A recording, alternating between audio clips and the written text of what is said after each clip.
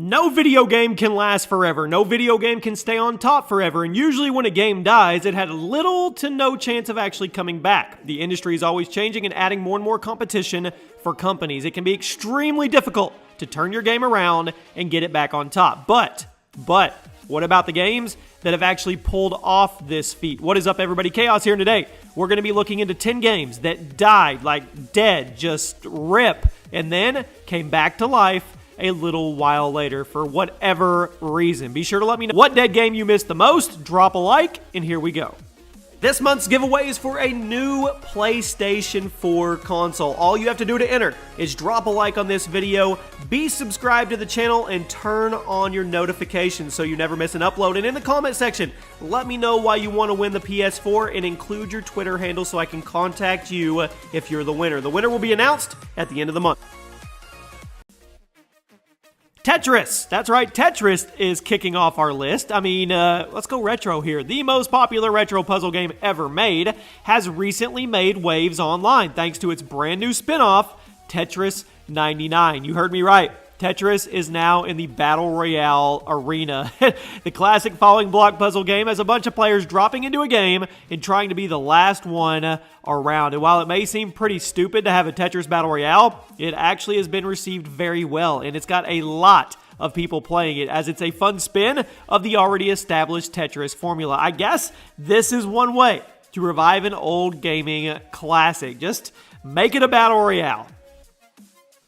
Titanfall the series. Speaking of Battle Royales, what about Titanfall? Perhaps the most popular game in the world right now is Apex Legends, which is a brand new free-to-play Battle Royale game set in the Titanfall universe. The game has been received extremely well, but perhaps the best thing about it is the fact that it's getting people talking about Titanfall again. For those that don't know, Titanfall had 2 games previous to Apex Legends, and both of them were financial failures due to poor release windows and a lack of launch content, depending on which game we're talking about. Now, this was a shame, because the games themselves, they were really good. They just had a few fatal flaws that turned them into financial flops. But with the release of Apex Legends and the insane success it's been experiencing, people are starting to talk about Titanfall as a whole again. The player counts for Titanfall 2 have reportedly doubled since Apex came out, and it's only a matter of time until Titanfall 3 is officially confirmed, and it's probably going to be pretty popular as long as they put it in the right release window. And there is a core following for Titanfall that is like none other, but to say that it was a success when they launched,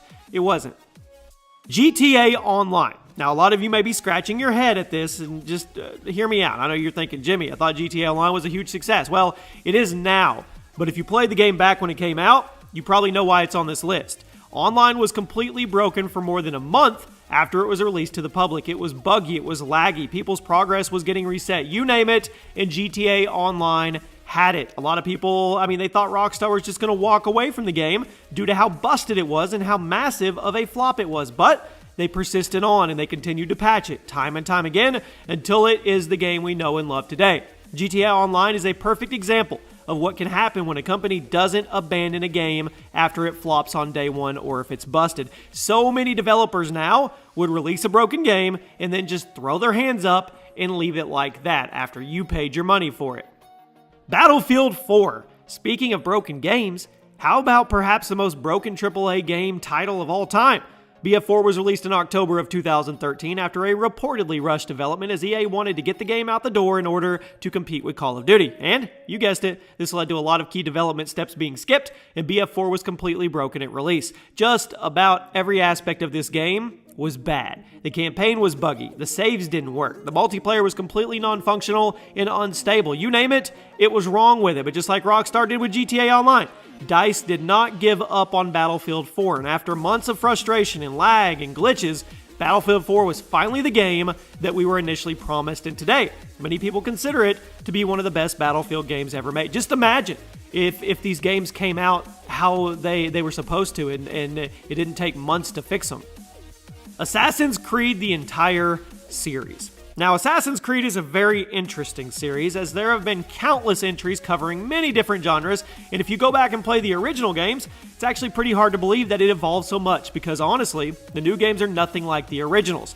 The recent success of Assassin's Creed Odyssey and Assassin's Creed Origins has been great for the brand as a whole, and it's definitely what the series needed because it was in a very bad spot. Now, due to Ubisoft oversaturating the market with new AC games every year, it led to a dramatic dip in quality. Assassin's Creed Unity was released in a horrible state with bugs and glitches galore, and this led to a pretty insane drop in the sales for the next game, Assassin's Creed Syndicate. Then they decided it was time to take a step back so they could assess the actual license and figure out how to bring it back. And the two most recent AC games have been pretty big successes. I played all the way through Assassin's Creed Odyssey, and I absolutely loved it. So you let me know, how do you feel about where this series is going now? Warframe. Now, it isn't really a game that died, per se, but it definitely didn't look like it was going to go very far. It is a co-op shooter released in early 2013 to modest reception and pretty low player counts. When the game first came out, it averaged less than 20,000 peak players, and it stayed this way for quite some time. However, after being ported to the PS4 and the Xbox One a year later and letting the name grow a little bit, Warframe experienced an explosion in September of 2017, bringing it up to an average peak player count of over 120,000 just on Steam, okay? By 2018, there were reportedly over 38 million registered users on Warframe, and many people believe that after the disappointing releases of other co-op shooters like Destiny 2 and The Division, many people decided to give Warframe a try since it was free to play, and the result was this excellent boost for the indie developer Digital Extremes, who now has one of the most popular games in the world at their fingertips.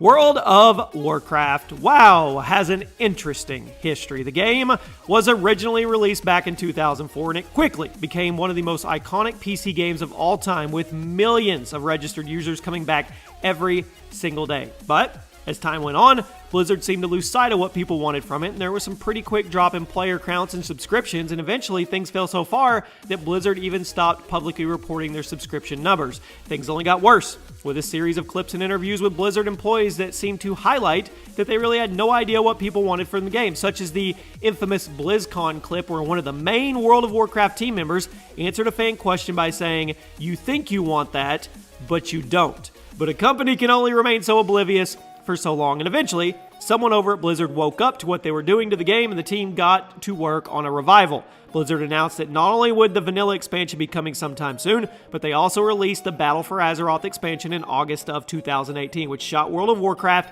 up the sales charts and put it on the top of Twitch for a few days. And even to this day, the viewership for the game is solid. World of Warcraft seems to have gotten too big for its own britches, but Blizzard seems to have turned things around, and me personally, I can't wait for the vanilla servers.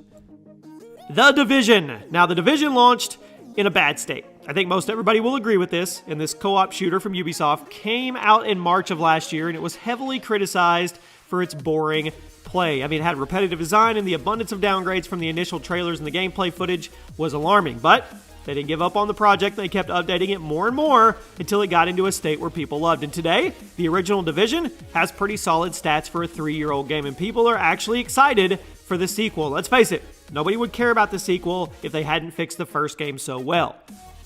Destiny, where do we even start? Much like The Division, Destiny launched in a bad state, featuring lackluster gameplay, terrible level design, a non-existent storyline, and the features that were advertised but not actually there. Things didn't get any better. With the first few expansions, it just seemed to highlight people's problems with the game structure as a whole. But then along came the Taken King expansion, which may have been expensive, but it completely reworked the game from ground up and addressed all the main criticisms of the game. Destiny experienced a huge growth in players after the Taken King was released, and today, today it's one of the biggest brands in gaming, even though Destiny 2 faltered a lot. Rainbow Six Siege, one of the biggest comeback stories in gaming history. Now, Rainbow Six was released 4 years ago to lukewarm reception due to its poor progression system and its lack of content. But Ubisoft had been planning for growth from day one, and after adopting a games-as-service model, they started updating Siege more and more, and today, it's one of the biggest games in the world. The game launched with relatively poor sales, debuting all the way down at number 6 in the UK and selling less than 100,000 copies. But as of June of last year, there are more than 40 million registered players on Siege. So, what do you think of the current state of this game? And I wanted to give a quick honorable mention to No Man's Sky. Talk about a game that flopped and pulled itself back out of the fire. And you know what? Now that I'm thinking about it, I want to give an honorable mention to Sea of Thieves as well. No content at launch, and they have turned things around. So there you go. Those are some games that died and somehow came back to life. You guys let me know which one of these games on this list that you play the most. Drop a like, make sure you're subscribed to the channel, and I'll see you soon.